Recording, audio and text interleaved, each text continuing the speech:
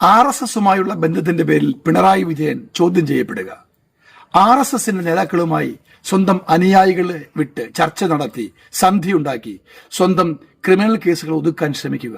പിണറായി വിജയനെ പോലെ ഒരു നേതാവ് ഇങ്ങനെ ചെയ്യുമെന്ന് സമീപകാല കേരളം കരുതിയിട്ടുണ്ടോ, ചിന്തിച്ചിട്ടുണ്ടോ?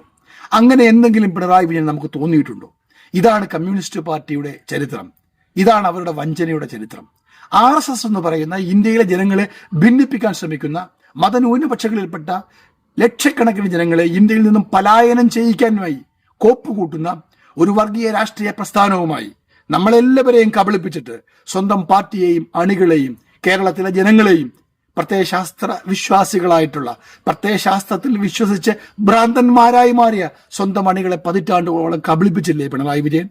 സ്വന്തം അനുയായികളായ അഡീഷണൽ DGP MR അനിൽകുമാറിനെ, RSSന്റെ മേധാവി, RSSന്റെ സർസംഘചാലക് ദത്താത്രേയ ഹൊസാബലയുമായി ചർച്ച നടത്താൻ പറഞ്ഞുവിടുക, റാം മാധവുമായി ചർച്ച നടത്താൻ പറഞ്ഞുവിടുക, CM-മായി അദ്ദേഹം തന്നെ നേരിട്ട് ചർച്ച നടത്തുക, RSSുമായി ബന്ധത്തിന്റെ പാലം സൃഷ്ടിക്കുക, കേരളത്തിലെ ഒരു പാർലമെന്റ് സീറ്റ് സ്വന്തം ഘടകകക്ഷിയായി CPI പോലും വഞ്ചിച്ചിട്ട് തൃശൂർ പൂരം കലക്കി BJPക്ക് കൈവെള്ളയിൽ വെച്ചു കൊടുക്കുക, പ്രധാനമന്ത്രി മോദിയെ കാണുമ്പോൾ കൈക്കുമ്പിൾ കൂപ്പി വണങ്ങി നിൽക്കുക.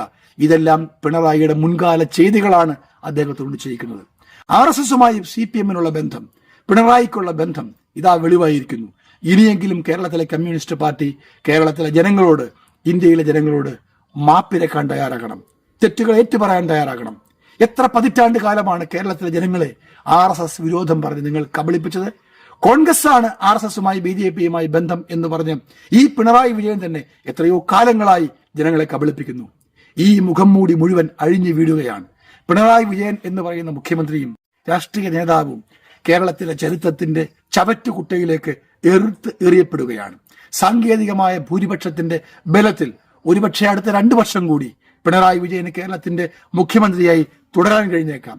പക്ഷേ ജനങ്ങളുടെ മനസ്സിൽ നിന്നും അദ്ദേഹത്തിന് അനുകൂലമായി തുടർഭരണമുണ്ടാകാനായി വോട്ട് ചെയ്ത് വിജയിപ്പിച്ച ജനങ്ങളുടെ, കമ്മ്യൂണിസ്റ്റുകാരുടെ മനസ്സിൽ നിന്നും പിണറായിയെ പടിയിറക്കി അവർ പിണ്ഡം വെച്ചിരിക്കുന്നു. പിണറായി വിജയന് ഇനി ഗത്യന്തരമില്ല. സ്വന്തം കുടുംബത്തിന്റെയും സ്വന്തം സഹപ്രവർത്തകന്മാരുടെയും അഴിമതി പിണറായി വിജയന് ഏറ്റുപറയേണ്ടി വരും. കമ്മ്യൂണിസ്റ്റ് പാർട്ടിയുടെ ചതിയുടെ ദുരന്തത്തിന്റെ ഒരു അധ്യായം കൂടി ഇവിടെ അനാവരണം ചെയ്യപ്പെടുകയാണ്.